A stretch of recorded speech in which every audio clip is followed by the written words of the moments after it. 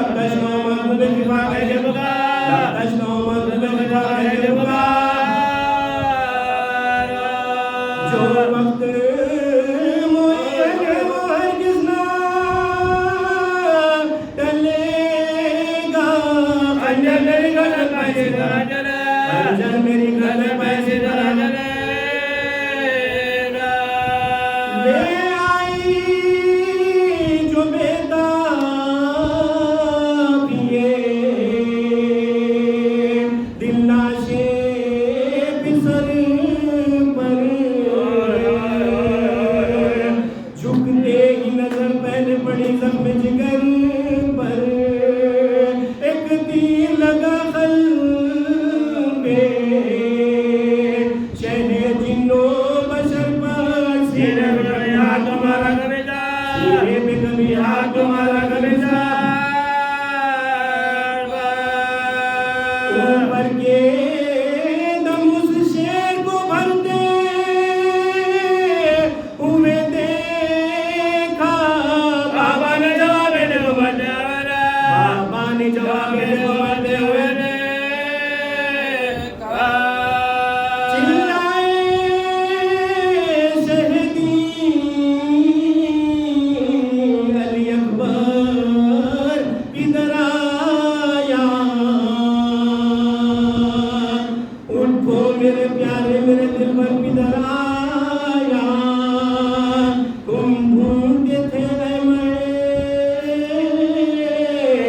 انور پدر آیا ناشاد پدر بے قصبے پر پدر ناشاد پدر بے قصبے پر پدر کچھ دل کی کہو بات کرو ہوش میں آؤ صدقے پدر آؤ میری آغوش میں صدقے پدر آؤ میری آغوش میں کچھ منہ سے تو بولو علی اکبر علی اکبر آنکھوں کو تو کھولو علی اکبر علی اکبر رخصت بھی تو ہولو علی اکبر علی اکبر لو باپ بولو علی اکبر علی لو باپ بولو علی اکبر علی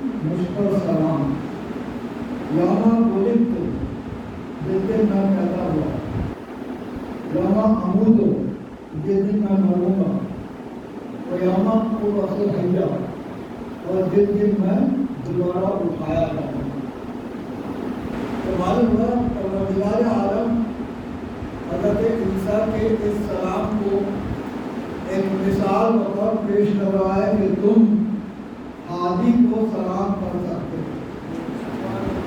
جیسے حضرت عیسیٰ کا ہی قول نہیں ہے، بلکہ پروردگار عالم نے اسی سورہ کی 15ویں آیت میں پھر ارشاد فرمایا وَسَلَامٌ عَلَيْهِ یوم ولد ویوم یموت ویوم یبعث حیّا، سلام ہے ان پر جس دن وہ پیدا ہوئے، جس دن مریں گے اور جس دن اٹھائے جائیں گے۔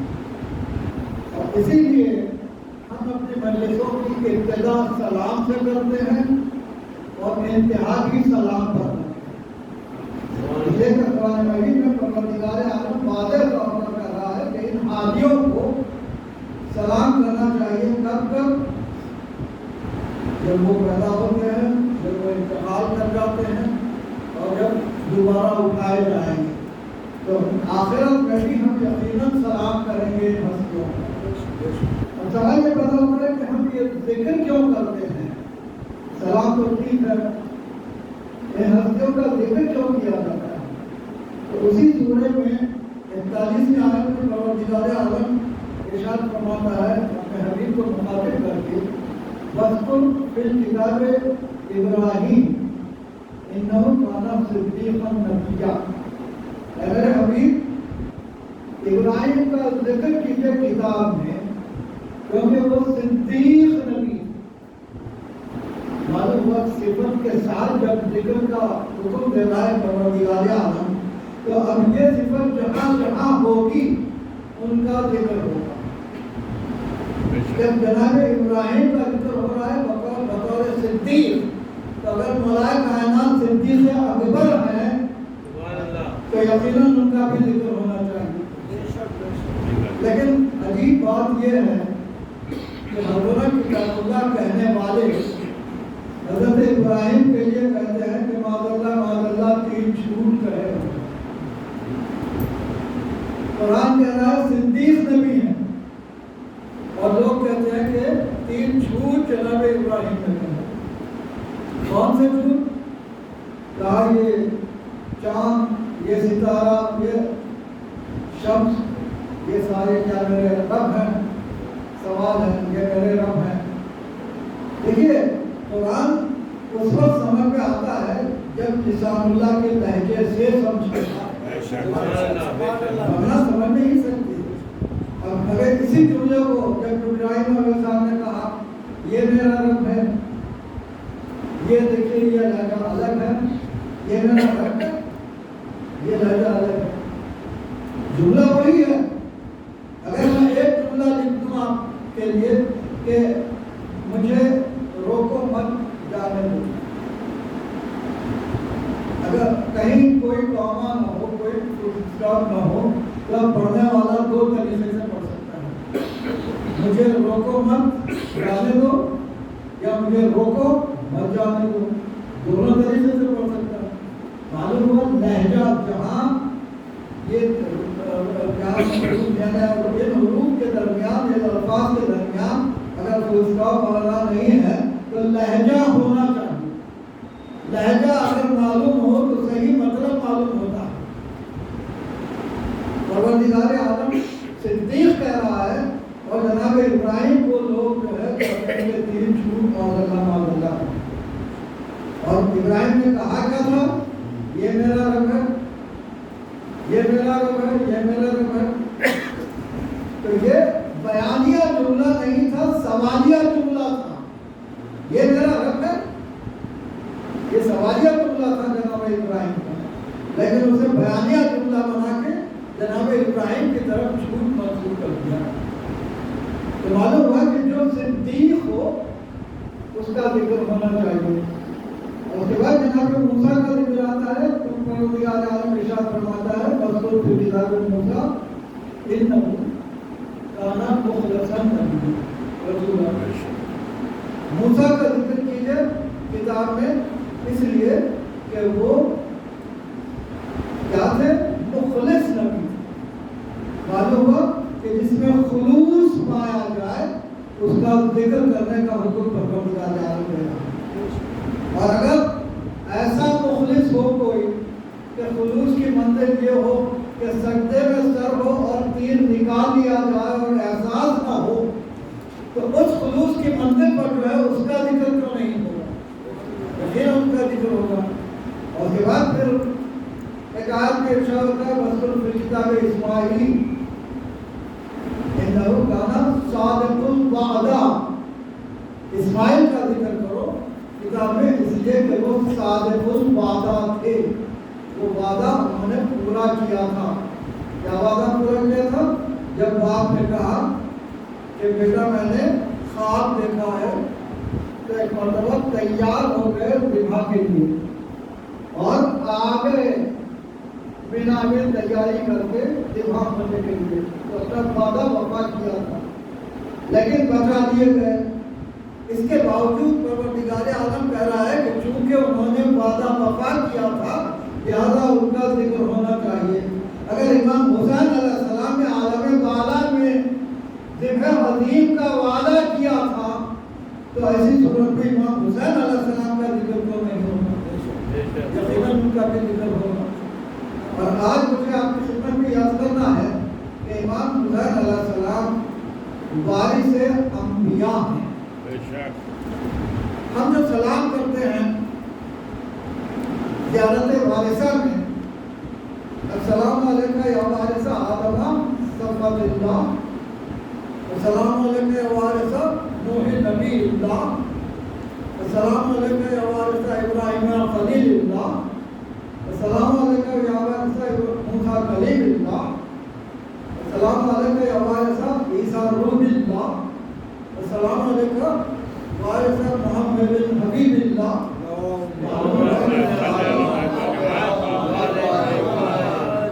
سارے انبیاء کی وراثت کا ذکر کر کے ہم سلام کرتے ہیں امام حسین علیہ السلام.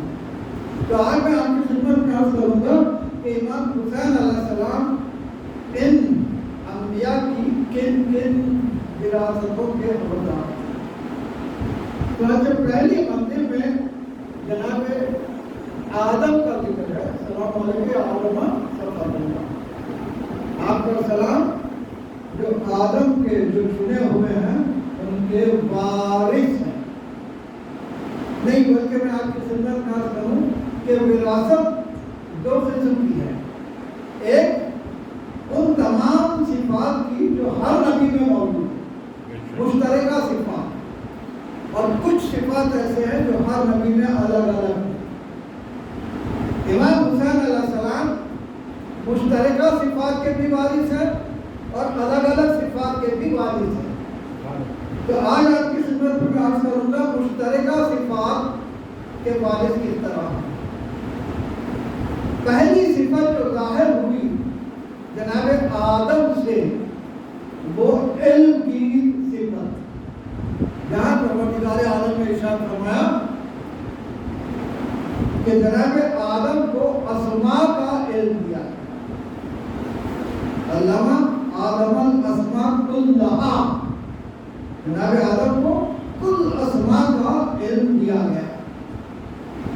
اب یہ جو علم دیا گیا جناب آدم علیہ السلام کو اور اس کے بعد پروردگار عالم نے خلق کرنے سے پہلے ارشاد فرمایا تھا کہ انی جاعل فی الارض خلیفہ، میں زمین میں اپنا خلیفہ بنانے والا ہوں. تو ملائکہ نے انتہا پیش کیا. انہوں نے کہا کہ ہم تیری تربیت و تقدیس کرتے ہیں لہذا ہم زیادہ حقدار ہیں. لیکن پروردگار عالم نے ارشاد فرمایا کہ حق خلافت کا علم کی بنیاد پر ہے، عبادت کی بنیاد پر نہیں، تقدیس کی بنیاد پر نہیں. لہذا اب پروردگار عالم نے ارشاد فرمایا کہ اگر تم نے ادعا کیا ہے تو امتحان ہوگا. امتحان کیا امتحان ہوا؟ عرضہم علی الملائکۃ اعلیٰ امر علی پہ اسماء ہؤلاء. کچھ ہستیوں کو پروردگار عالم نے ملائکہ کے سامنے پیش کیا. ہؤلاء کہتے ہیں جاندار ہستیوں کو. ایک مرتبہ پیش کر کے ملائکہ سے کہتا ہے کہ مجھے ان کے اسماء بتاؤ. ابھی ہم لوگ سمجھتے ہیں کہ پروردگار عالم نے صرف آدم کو اللہ کا اسماء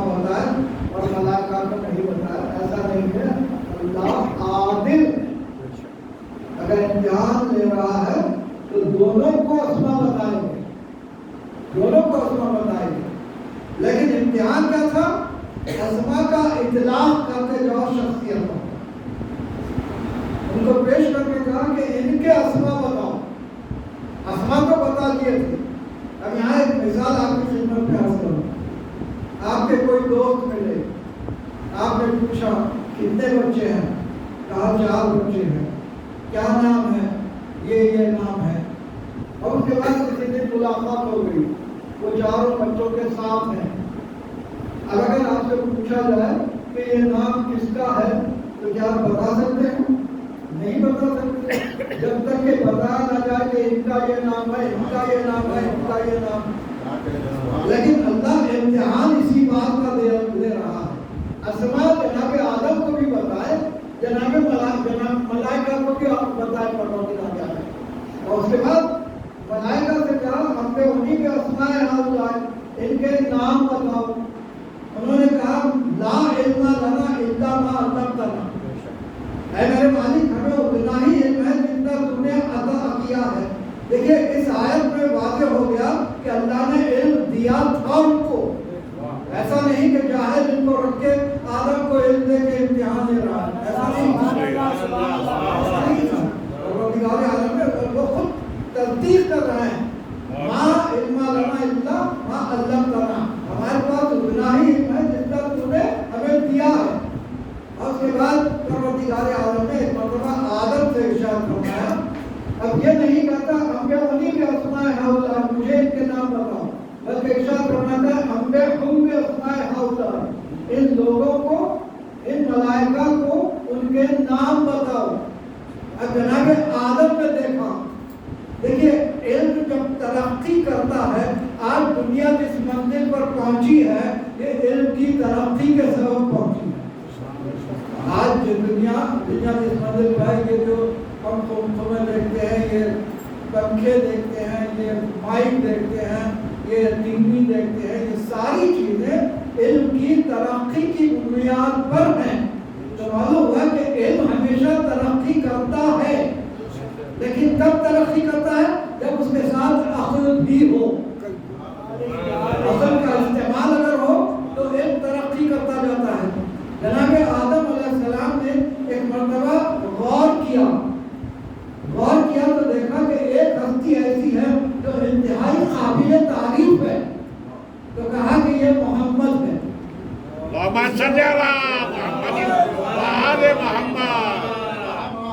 उसके बाद फिर देखा जनाब आदम ने कि एक हस्ती ऐसी है जिसमें बुलंदी ही बुलंदी है।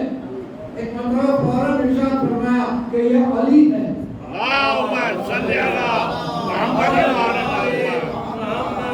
और उसके बाद देखा कि एक हस्ती ऐसी है जिसमें फातिल समावात वल अर्ज़ की सिफत पाई जाती है, तो एक मर्तबा कहा कि ये फातिमा है।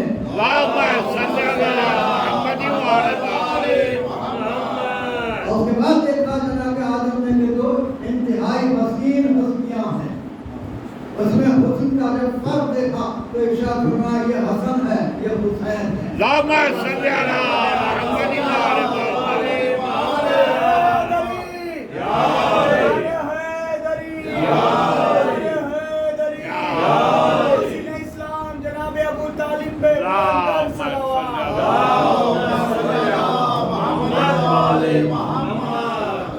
तो देखिए इल्म की सिफत के मुताल्लिक़ आपकी खिदमत में मैंने अर्ज़ किया कि जनाब आदम का इल्म इस मंजिल पर था कि तरक्की करते हुए उन्होंने अस्मा का इतलाक़ कर दिया। अब आगे देखते हैं जनाब नूह अलैहिस्सलाम के लिए। कुरान मजीद में परवरदिगार आलम इरशाद फरमाया वस्नई फुल्का बे आयतना व वहियना, ऐ मेरे नूह कश्ती बनाओ। कहाँ? वस्नई फुल्का बे आयतना, मेरी आंखों के सामने और मेरी वही से। देखिए अभी इब्तिदा है, उस दौर में उस वक्त तक कश्ती बनी नहीं थी, पहली बार जनाब नूह कश्ती बना रहे हैं। एक बात आपकी खिदमत में अर्ज़ करूं, आज दुनिया इतनी तरक्की कर चुकी है, बड़े बड़े जहाज बन रहे हैं और टिटैनिक बना के आज दावा किया जाता है یعنی کبھی نہیں ڈوبے گا لیکن پہلی ہی بار ڈوب جاتا ہے. اور اس دور میں جب علم ابتدائی منزل میں ہے اگر اللہ علم دیتا ہے تو کشتی اس منزل پر بنتی ہے تو ساری کائنات ڈوب جاتی ہے لیکن کشتی نہیں. یہ علم پروردگار عالم ہے. اس منزل پر جناب نوح نے کشتی بنائی. اور یہاں ایک بات اور آپ کی خدمت میں عرض کر دوں. دیکھیے بلا اور محبت کیسی چیز ہے اور اختلاف کیسی چیز ہے. حضرت نوح کی بیوی اور بیٹا اختلاف کرتے ہیں. وہ کہتا ہے میں پہاڑ پر چلا جاؤں گا, پہاڑ مجھے بچا لے گا. نوح کہہ رہے ہیں کہ آج کوئی نہیں بچائے گا سوائے اس کے جسے پروردگار عالم بچانا چاہے. لیکن وہ کہتا ہے مجھے پہاڑ بچائے گا. اس کے اس کہنے میں ہی پتہ چل رہا ہے کہ اللہ پر بھروسہ نہیں تھا, نبی پر بھروسہ نہیں تھا, پہاڑ پر بھروسہ تھا. پانی بلند ہونا شروع ہوا. کتنا بلند ہوا؟ پاؤں تک آ گیا, شکم تک آ گیا, سر تک آ گیا. لیکن پھر بھی ضد انسان کی راستے پر آنے نہیں دیتی. جناب نوح کہہ رہے ہیں اب بھی آ جا, لیکن کہتا ہے نہیں آؤں گا. کیوں؟ اب ضد ہو گئی پیدا کہ میں نے جو کہا تھا اسی پر میں قائم رہوں گا. ایک مرتبہ ڈوب گیا. معلوم ہوا کہ آج پتھروں کے جو طوفان آ رہے ہیں, طوفان بڑھتا چلا جائے, بڑھتا چلا جائے. کشتی نوح جس طرح کنارے لگی اسی طرح کشتی اہل بیت کے ماننے والے یقیناً ان کا ذکر جاری رہے گا اور ڈوبنے والے ڈوبتے رہیں گے. یہ حضرت نوح تھے جن کا علم. اور اس کے بعد پروردگار عالم نے حضرت داؤد کے لیے ارشاد فرمایا اللہ نہ ہو سنتا لبو سے لہو. ہم انہیں کیا بنانے کا, ذرا بنانے کا علم دیا ہم نے داؤد کو. دیکھیے پروردگار عالم جب کسی چیز کی ذمہ داری دیتا ہے تو اس کی صلاحیتیں بھی پیدا کر دیتا ہے.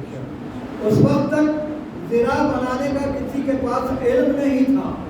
پہلی بار جناب داؤد ذرا بنا رہے ہیں, لیکن ذرا بنانے کے لیے لوہا چاہیے اور لوہے کو نرم کرنا پڑتا ہے. لہذا پروردگار عالم نے حضرت داؤد میں اتنی صلاحیت رکھ دی کہ وہ لوہے کو چھوتے تھے تو جو لوہا نرم ہو جاتا تھا اور اس کے بعد اسے ذرا بنا دیتے تھے, پھر وہ خشک ہو جاتا تھا. تو معلوم ہوا جناب داؤد کو پروردگار عالم نے ذرا بنانے کا علم دیا. اور اس کے بعد حضرت سلیمان کہتے ہیں علمنا منطق الطیر. پروردگار عالم نے ہمیں پرندوں کا علم دیا ہے, ان کی بولی کا علم دیا ہے. پرندوں سے گفتگو کیا کرتے تھے سلیمان. ایک بات آپ کی خدمت میں عرض کر دوں کہ ہمارے اہل بیت وہ ہستیاں ہیں جن کے پاس نہ صرف یہ کہ مشترکہ صفت ہے بلکہ الگ الگ صفتیں بھی جو انبیاء کو دی گئی وہ بھی موجود ہیں. یہی تو سبب ہے کہ کبھی 10ویں امام علیہ السلام کا واقعہ بڑا مشہور ہے. شیر کے پنجرے میں ڈال دیا گیا تو لوگوں نے دیکھا کہ شیر آ کے قدموں پر سر رکھ رہے ہیں اور کچھ بول رہے ہیں اور امام ان کو جواب دے رہے ہیں. جب یہ باہر آئے تو پوچھا کہ کیا کہہ رہے تھے شیر. تو آپ نے کہا کہ شیر شکایت کر رہے تھے کہ 3 دن سے انہیں کھانا نہیں دیا گیا, انہیں کھانا دے دی. معلوم ہوا کہ تمام جانوروں کی اور پرندوں کی بولی جو سلیمان جانتے تھے وہی بولی ہمارے سارے آئمہ جانتے تھے. یہ وارث ہے, ورثہ ملا ہے.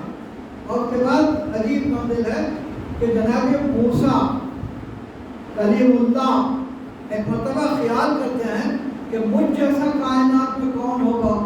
میں تو اللہ سے بات کرتا ہوں, میرے پاس اتنا علم ہوگا کہ اللہ مجھ سے گفتگو کرتا ہے. یہ خیال آنا تھا. ان اللہ لا یحب المتکبرین، اللہ تکبر کرنے والوں کو پسند نہیں کرتا۔ ایک مرتبہ پروردگار عالم نے حکم دیا کہ جاؤ اور جا کے فلاں کے پاس علم حاصل کرو، اس کے پاس علم حاصل کرو۔ ان کے علم کے متعلق قرآن مجید میں پروردگار عالم نے ارشاد فرمایا علمناہ من لدنا علما، ہم نے اپنے لدن سے علم دیا ہے جناب خضر کو۔ تو معلوم ہوا اچھا یہ لدن کیا ہے؟ دو چیزیں ہیں، ایک ہے لدن، ایک ہے اندیا۔ ابھی جو میرا لباس ہے جو جس جسم کو ٹچ کر رہا ہے یہ لدن کی منزل میں ہے، اور یہ جو گفتگو آ رہی ہے یہ اندیت کی منزل میں ہے۔ معلوم ہوا پروردگار عالم نے اہل بیت کے لیے ارشاد فرمایا کہ یہ اندیت کی منزل سے آئے ہیں، دور ہے پروردگار عالم سے چونکہ خلق ہوئے تھے، لہذا پروردگار عالم نے ارشاد فرمایا کہ یہ اندیت کی منزل سے آئے ہیں۔ عجیب منزل ہے۔ اور اس کے بعد وہ منزل آئی کہ جناب رسالت معاذ کے لیے پروردگار عالم نے ارشاد فرمایا علمناک ما لم تکن تعلم، اے میرے حبیب آپ کو ہم نے وہ سب کچھ علم دے دیا جو آپ نہیں جانتے۔ اور اس کے بعد پھر قرآن مجید میں پروردگار عالم نے آیت رکھ دی الرحمن علم القرآن خلق الانسان علمہ البیان۔ رحمان وہ ہے جس نے کیا کیا؟ قرآن کی تعلیم دی، پھر خلق کیا، پھر علم بیان دیا، تصدیق کر دی کہ میں جسے بھیج رہا ہوں میں رحمان، لفظ رحمان استعمال کیا ہے، رحیم استعمال نہیں کیا۔ رحمان اور رحیم میں فرق کیا ہے؟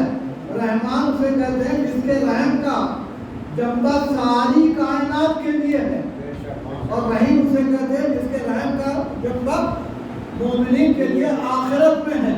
پروردگار عالم ارشاد فرما رہا ہے الرحمن علم القرآن، رحمان نے قرآن کی تعلیم دی۔ تو معلوم ہوا کہ اب جسے قرآن کی تعلیم دے کے خلق کر رہا ہے ان کا علم ساری کائنات کے لیے ہے، ساری کائنات کے لیے۔ اسی لیے تو پروردگار عالم نے اپنے آپ کو رحمان کہہ کے کہا کہ الرحمن علم القرآن خلق الانسان علمہ البیان۔ اور اس کے بعد پھر ایک منزل پہ اور ارشاد فرماتا ہے جب اسی ہستی کو جسے پروردگار عالم نے علم اس منزل پر دیا کہ ارشاد فرمایا کہ ہم نے آپ کو وہ سب کچھ دے دیا جو آپ نہیں جانتے تھے، تو اب جب ان کے تصدیق کی منزل آئی ہے تو اس ہستی کو بھیجا جس کے لیے قرآن مجید میں پھر آیت رکھی پروردگار عالم نے سورہ رعد میں آخری آیت یقول الذین کفروا لست مرسلا قل کفی باللہ شہیدا بینی و بینکم ومن عنده علم الکتاب۔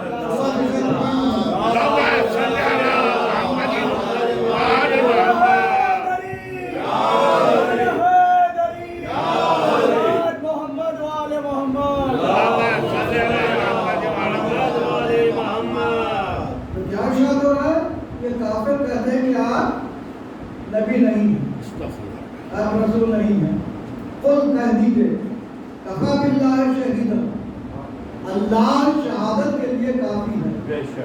ومن عنده علم الکتاب، اور وہ جس کے پاس کل کتاب کا علم ہے، جس کے پاس کل کتاب کا علم ہے۔ تو معلوم ہوا کہ ایک ہستی ایسی ہونا ضروری ہے جس کے پاس کل کتاب کا علم ہو۔ اب سوال یہ پیدا ہوتا ہے کہ وہ ہستی کون ہے؟ تو مولائے کائنات جب کعبے سے باہر تشریف لائے اور رسالت معاذ کے ہاتھوں پر تشریف لائے تو آپ سے ایک مرتبہ یہاں ایک بات اور آپ کی خدمت میں عرض کر دوں کہ ماں ارشاد فرماتی ہیں کہ اس بچے نے نہ آنکھ کھولی ہے، نہ کچھ کھایا ہے اور نہ ہی رویا ہے۔ اب یہاں روایت میں ایک بات ہے کہ آپ نے ارشاد فرمایا کہ زندگی کی علامتیں اس بچے میں میں نہیں پاتی، یہ غلط ہے۔ اس لیے کہ جناب فاطمہ بنت اسد جب دعا کر رہی ہیں کعبے کے پاس تو ارشاد فرما رہے ہیں اس مولود کے صدقے میں میری مشکل کو آسان کرو۔ جب مشکل کشا جانتی ہے تو یہ کیسے نہیں جانتی کہ یہ ہے آپ؟ تو یہ روایت جو ہے یہ روایت قابل قبول نہیں ہے۔ ہاں یہ ضرور ارشاد کرتا ہے کہ اس بچے نے آنکھیں نہیں کھولی، نگاہ نہیں استعمال کی اور رویا نہیں۔ ایک مرتبہ رسالت پاک کے ہاتھوں پہ جیسے ہی آئے آپ نے آنکھیں کھول دی۔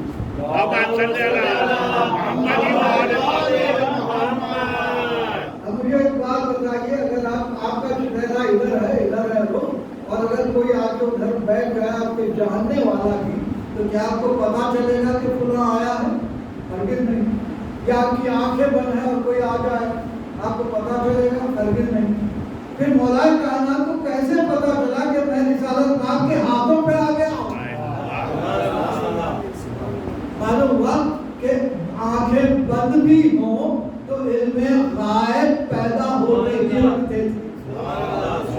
آج اگر آنکھیں بند ہیں مولا کائنات کی تو یہ نہ سمجھیے کہ مولا کائنات کی نظر نہیں ہے، نظر ہر ایک پر ہے۔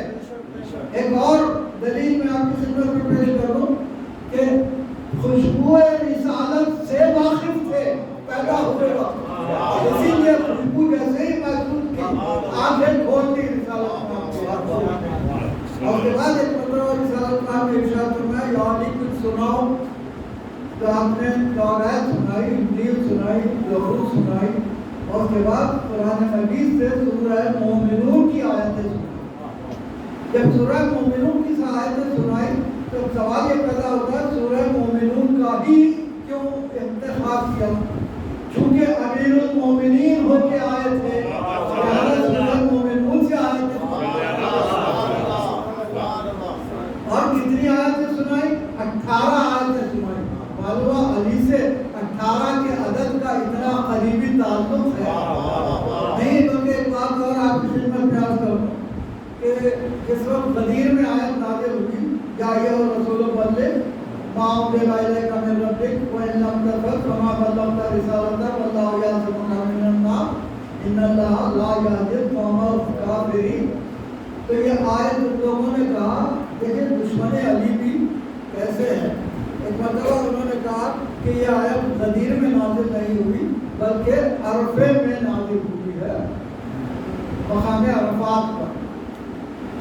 تو اب یہاں دیکھ قرآن مجید ایسی کتاب ہے جس میں ہر بات کا اشارہ موجود ہے، کوئی بات ایسی نہیں ہے جو قرآن مجید سے واضح نہ ہو۔ تب کیسے پتا چلے کہ یہ آیت عرفات میں نازل ہوئی یا غدیر میں نازل ہوئی؟ 18 کو 9 کو نازل ہوئی وہ کہہ رہے ہیں۔ تو اب آیت کا نمبر کیا ہے؟ 66 ہے، اور کون سے سورے میں ہے؟ 5ویں سورے میں ہے۔ ان تمام اعداد کو آپ جمع کیجئے، 7 اور 6 13، 13 اور 5 18، معلوم 18 تاریخ کو یہ آیت نازل ہوئی۔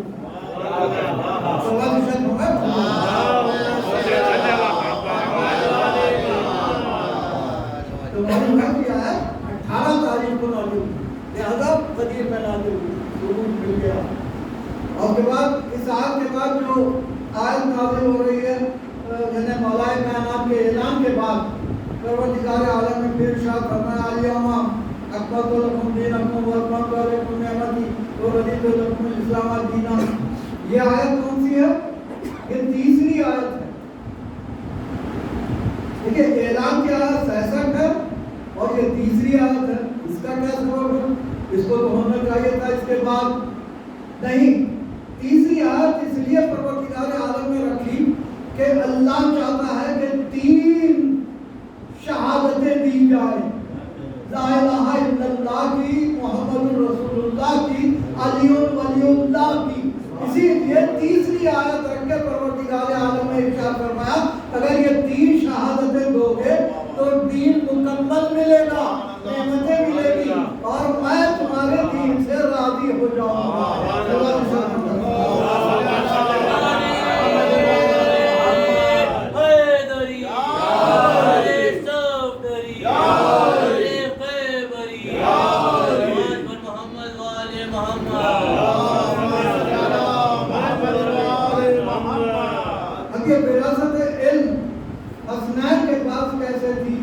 یہ بھی واضح ہوتا ہے یا نہیں؟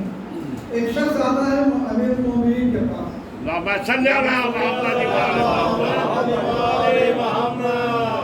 اور کہتا ہے کہ میں آپ کی رعایا سے ہوں اور مجھے کچھ سوالات کرنے ہیں آپ تو آپ نے ارشاد فرمایا کہ تو غلط کہہ رہا ہے، تو میری رعایا سے نہیں ہے، بلکہ بادشاہ روم نے تجھے بھیجا سوالات دے کے معاویہ کے پاس اور معاویہ نے تجھے میرے پاس بھیج دیا۔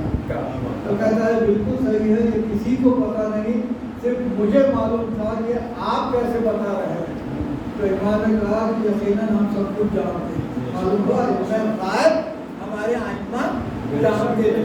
اس کے بعد وہ ارشاد فرماتے ہیں کہ تیرے سوالات تو ان دو بچوں میں سے کسی ایک سے پوچھ لے، کم سن ہیں حسنین، لیکن امام ارشاد فرما رہے ہیں کہ تیرے سوالات ان دونوں میں سے کسی ایک سے پوچھ لے۔ معلوم ہوا امام حسن علیہ السلام اور امام حسین علیہ السلام علم کی اسی منزل پر ہیں، دونوں برابر کی منزل پر ہیں۔ یہ اور بات ہے کہ وہ شخص دیکھتا ہے کہ امام حسن ذرا بڑے ہیں تو ان کی طرف متوجہ ہو جاتا ہے، لیکن اگر امام حسین علیہ السلام کی طرف بھی متوجہ ہوتا تو یقیناً امام حسین علیہ السلام بھی اس کے سوالات کا جواب دیتے۔ امام حسن علیہ السلام نے کیا ارشاد فرمایا؟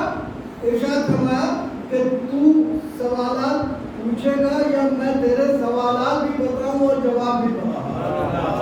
معلوم ہوا اس سن میں ان کے لیے سن و سال کی قید نہیں ہے، پروردگار عالم جنہیں علم دیتا ہے وہ علم اس منزل پر ہوتا ہے کہ وہ غائب بھی جانتے ہیں، دلوں کا حال بھی جانتے ہیں، دلوں کا حال بھی جانتے ہیں۔ یہی تو سبب تھا کہ آٹھویں امام علیہ السلام نے جب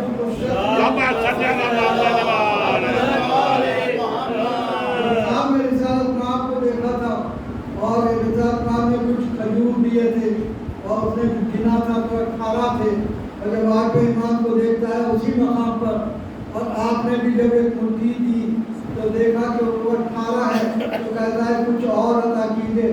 تو آپ نے ارشاد فرمایا اگر تیرے خواب میں میرے جب زیادہ دیے ہوتے تو میں بھی دیتا۔ تو معلوم ہوا کہ لوگوں کے خوابوں سے بھی ہمارے ائمہ واقف ہوتے ہیں۔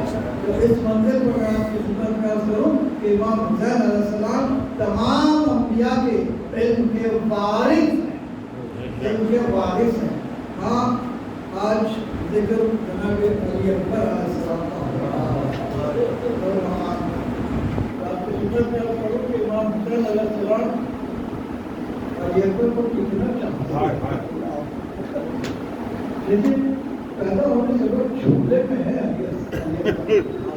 اور امام حسین علیہ السلام ایک اولاد کی شکتی داری کی ہے، آپ کے جھولے پر چھپے ہوئے ہیں۔ جناب ام لیلا نے کہا کون ہے جھولے کے پاس؟ ارشاد فرمایا لیلا میں حسین۔ جھولے کے پاس آنے کی کیا ضرورت تھی؟ ارشاد فرماتے ہیں لیلا علی اکبر ضرور ہونے نہیں چاہیے۔ تو اندازہ کیجیے کہ بچپن سے اتنی محبت ہے علی اکبر سے امام حسین علیہ السلام کی۔ اور اس کے بعد ماں کا یہ عالم ہے کیونکہ ماں گفتگو نظر ملا کے نہیں کرتی۔ علی اکبر کہتے ہیں مادر کے نام آپ میری ماں ہیں، آپ گفتگو نظر ملا کے کیوں نہیں کرتی؟ تو ارشاد فرماتے ہیں علی اکبر تم اتنے حسین ہو کہیں میری نظر نہ لگے۔ آج حسن علی اکبر اس منزل پر ہے۔ امام حسین علیہ السلام کا یہ عالم ہے کہ جب کوئی آتا ہے اور کہتا ہے کہ ہم نے سنا ہے کہ آپ کا بیٹا بالکل مثل رسالت معاف ہے، ہمیں ذرا جمال رسالت کی زیارت کرا دیجیے۔ تو ایک مرتبہ امام حسین علیہ السلام کو بلاتے ہیں، کھڑا کر دیتے ہیں، لوگ دیکھتے ہیں امام حسین علیہ السلام کی زیارت کرتے ہیں۔ عجیب منزل ہے۔ جناب روایت یہ کہتی ہے کہ دو ہستیاں ایسی ہیں جو کسی مقام سے اگر گزر جاتی تو کتنی دیر تک ان کے نور کی چھوٹ دیواروں کا رہتی۔ ان میں ایک جناب عباس علیہ السلام اور ایک علی اکبر علیہ السلام۔ علی اکبر کے اگر کسی طرف سے گزر جاتے تو ان کے جانے کی کتنی دیر تک وہ حصہ روشن رہتا۔ اس منزل پر حسن ہے جناب علی اکبر علیہ السلام کا۔ اور حقیقت یہ ہے کہ حسین اتنا چاہتے ہیں علی اکبر علیہ السلام کو، اس لیے کہ یہ بچہ وہ ہے حسین علیہ السلام کے احکام کی تعمیل کے اور کوئی بات نہیں ہے. یقیناً باپ ان صفات کو دیکھ کے اس حسن کو دیکھ کے کتنا فریفتہ نہ ہو. عجیب منزل ہے جب قافلہ روانہ ہوا ہے اور راستے میں ایک منزل پر امام حسین علیہ السلام نے انا للہ و انا الیہ راجعون کہا تو علی اکبر آگے آتے کہتے ہیں بابا کیا سبب ہے کہ آپ نے کرنا استرجاع جاری کیا؟ تو ارشاد فرماتے ہیں کہ بیٹا ابھی تری آگ لگی تھی میری ایک حادثہ غیبی آواز لگا رہا تھا کہ یہ قافلہ جا رہا ہے اور موت اس کے ساتھ ساتھ آ رہی ہے. اسی لیے میں نے انا للہ و انا الیہ راجعون کہا. علی اکبر کہتے ہیں بابا کیا ہم حق پر نہیں ہیں؟ ہمارے سے اور کون ہوگا حق پر؟ علی اکبر کا جملہ سنیے. علی اکبر کہتے ہیں بابا پھر کس بات کا ڈر ہے؟ موت چاہے ہم پر آ پڑے یا ہم موت پر جا پڑے. نہیں یہ وہی جملہ ہے جو ان کے دادا علی علیہ السلام ارشاد فرمایا کرتے تھے. نہیں قرآن مجید میں یہ ہے کہ اولیاء اللہ وہ ہیں لا خوف علیہم ولا هم یحزنون. اولیاء اللہ پر نہ خوف طاری ہوتا ہے نہ حزن ہوتا ہے. تو علی اکبر منزل ولایت پر ہیں. اسی لیے تو ارشاد فرمایا کہ موت ہم پر آ پڑے یا ہم موت پر جا پڑے خوف نہیں ہے علی اکبر کے پاس. اور کے بعد عجیب منزل ہے کہ جب کربلا کی منزل آئی ہے اور جب شب عاشور آئی ہے تو شب عاشور کا یہ عالم ہے کہ امام حسین علیہ السلام خیموں میں دیکھتے چلے جا رہے ہیں کہ کیا کیفیت ہے. تو جناب ام لیلا کے خیمے میں کیا دیکھتے ہیں کہ ام لیلا جناب علی اکبر کو اپنے دانوں پر لٹائے ہوئے سورج دیکھتی جاتی ہے اور ارشاد فرماتی ہے یہ سورج کل خاک حکومت میں مل جائے گی اس کی زیارت نہیں ہوگی. امام حسین علیہ السلام آگے بڑھاتے ہیں کہ دن نمودار ہوا قربانیاں پیش ہونے لگی. وہ منزل آئی کہ جہاں علی اکبر اکیلے باقی رہ گئے. آگے ارشاد فرماتے ہیں بابا مجھے اجازت دیجیے. امام نے ارشاد فرمایا کہ بیٹا جاؤ اپنی ماں پھوپھی سے اجازت حاصل کر لو. ایک بتاؤ ماں کے پاس آئے. ماں نے کہا کیسے اجازت دے دوں علی اکبر؟ ارشاد فرماتے ہیں مادر گرامی اگر میری دادی آپ سے پوچھے کہ آپ کو اپنا بیٹا عزیز تھا یا میرا بیٹا تو آپ کیا جواب دیں گی؟ ایک مرتبہ ماں نے فوراً کہا اچھا علی اکبر کہا خدا حافظ. ایک مرتبہ پھوپھی کے پاس آئے تو آ کے کہا پھوپھی اماں اجازت دیجیے. پھوپھی اماں کہتی ہے علی اکبر کیا 18 سال اسی لیے مولا تھا کہ تم مرنے کی اجازت مانگو. اس کے بعد اجازت جب ملی ہے تو روایت یہ کہتی ہے کہ اس عالم میں باہر نکل رہے تھے کہ کبھی پردہ اٹھتا تھا اور کبھی گرتا تھا. رونے کی آوازیں بلند ہو جاتی تھی. بیویاں ہی باہر نکلنا چاہتے تھے. بیویاں اندر کھینچ لیتی تھی. اس عالم میں ایسے نکلے باہر جیسے کسی گھر سے بھرا ہوا جنازہ نکلتا ہے. عجیب منزل ہے. اس کے بعد آئے بابا کے پاس تو ارشاد فرمایا کہ بابا میں اجازت لے کے آیا ہوں. ایک مرتبہ امام نے سب سے پاؤں تک دیکھا اور اس کے بعد علی اکبر کے طرف رخ کر کے ارشاد فرماتے ہیں علی اکبر تمہیں میں تیار تو کرتا ہوں علی اکبر لیکن اللہ کی طرف رخ کر کے ارشاد فرماتے ہیں آسمان کی طرف اے میرے اللہ تو جانتا ہے کہ یہ میں اسے بھیج رہا ہوں جو صورت میں سیرت میں رفتار میں گفتار میں میرے نانا کے مثل تھا. اور جب نانا کی زیارت کا اشتیاق ہوتا میں علی اکبر کو دیکھ لیا کرتا. اور کے بعد تیار کیا علی اکبر کو اور جو سوار کر کے ارشاد فرماتے ہیں پہلا پہلا علی اکبر دھیرے دھیرے پلٹ کے دیکھتے جانا. علی اکبر آگے بڑھتے ہیں پلٹ کے دیکھتے جاتے ہیں لیکن ایک مرتبہ محسوس کرتے ہیں کہ کوئی پیچھے دوڑتا ہوا آ کے گر گیا. اور اگر دیکھا تو کیا دیکھا کہ پورا باغ اپنی کمر تھامے ہوئے زمین پر گر ہوا ہے. علی بات ہے آگے کہتے ہیں بابا میرے آپ نے کیوں کہا کہ آپ نے اجازت دے دی تھی. ارشاد فرمایا علی اکبر اگر تمہارے بھی کوئی جوان اولاد ہوتی تو تمہیں پتا چلتا کہ بیٹے کی محبت کیا ہوتی ہے. اس کے بعد ارشاد فرمایا علی اکبر پلٹ کے دیکھتے جانا. علی اکبر پلٹ کے دیکھتے جاتے ہیں. اور اس کے بعد ایسی جنگ کی کہ 120 اشیاء کو واصل جہنم کیا. اور اس کے بعد امام کی خدمت میں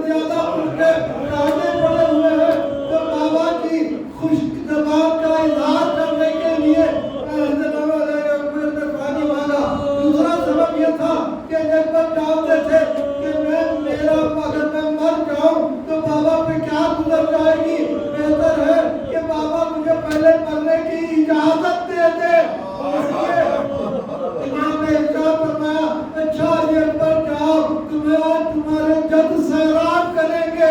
جب یہ ارشاد فرمایا تو اجازت مل گئی علی اکبر کو. اب علی اکبر چلے. اب جو کر رہے ہیں جن کا انداز بدل گیا, ہر ایک کو ختم نہیں کرتے, بڑے بڑے پہلوانوں کو ختم کرتے جا رہے ہیں. آج امام کے دل میں کیا گزر گئی ہوگی علی اکبر کی اس محبت کو دیکھ کے. عجیب منزل ہے. اور اس کے بعد جب سلام کیا ہے, آخری سلام امام حسین علیہ السلام روانہ ہوتے ہیں, گرتے جاتے ہیں, اٹھتے جاتے ہیں, 72 مقام پر امام گرتے ہیں. اور اس کے بعد جب پہنچتے ہیں علی اکبر کے پاس, تو عالم یہ ہے کہ علی اکبر آنکھیں بند ہیں, زمین پر پڑے ہوئے ہیں. ایک مرتبہ اپنے آپ کو بازو نکال لیا. اس کے بعد ارشاد فرمایا علی اکبر آنکھیں کھولو, آنکھیں کھولو. آنکھیں جب نہیں کھولی ایک مرتبہ گریہ کرنا شروع کیا آنسوؤں سے. ایک مرتبہ ہوش میں آتے ہیں علی اکبر. اس کے بعد دیکھتے ہیں امام حسین علیہ السلام کو کہ سر پہ نہ امامہ ہے نہ پاؤں میں ہے, لالان ہے. کہا بابا یہ آپ کا کیا عالم ہے؟ ارشاد فرماتے ہیں علی اکبر تمہاری بہت نے میری بینائی چھین لی. ایک مرتبہ عجیب منزل ہے. اس کے بعد دیکھتے ہیں کہ بیٹے کا ہاتھ سینے پر رکھا ہوا ہے.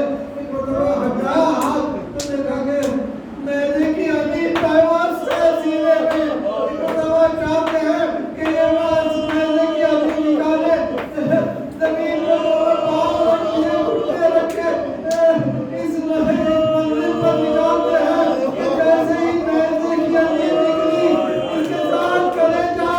یہ علی اکبر کا باہر آ گیا, خون کا بخار بلند ہوا.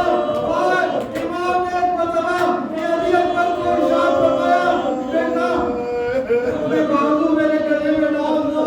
اور اس کے بعد اٹھا کے لے کے چلنے لگے. تو صورت دیکھتے جاتے ہیں, پاؤں خم دے رہے ہیں نبی کا, آگے بڑھتے جاتے ہیں, چہرہ دیکھتے جاتے ہیں. ایک منزل ہوا آئی کہ جہاں علی اکبر نے ایک ہچکی لی, انا للہ ہے و انا الیہ راجعون کہہ کے علی اکبر کو زمین پر رکھ دیا. کا ارشاد فرمایا, بنی ہاشم کے بچوں, علی اکبر سے اپنا شاہ اٹھایا نہیں جاتا.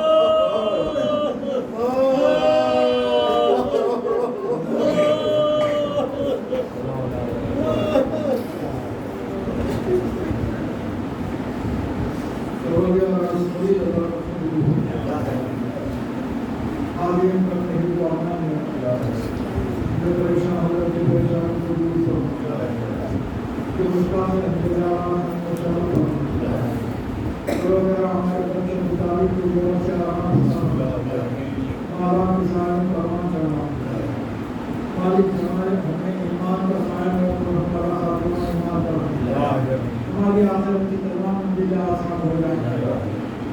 ہمیں سوال کرنا کہ جو بیمار ہوں گے شفایت کا عملہ ہمیں آمین.